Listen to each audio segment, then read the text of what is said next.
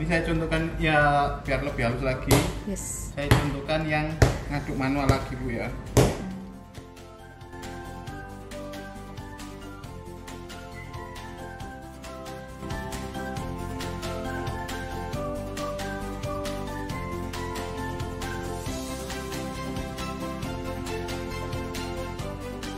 Setelah kita istirahatkan dia lebih empuk Bu. Nah, dia lebih menul-menul.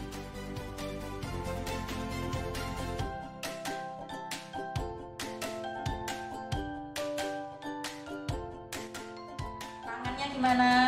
Goyang tangan ya. Posisi nanti ini kita tekan-tekan dulu Bu ya. Oke. Ya ini mainnya di sini nanti tangan dua ini loh, satu dua ini ya. Jempol dan jentik. Nah ini loh. Ya. Satu pokoknya syaratnya badannya nggak perlu terlalu goyang Bu ya. Tangannya yang goyang. Tangannya ya? aja yang goyang.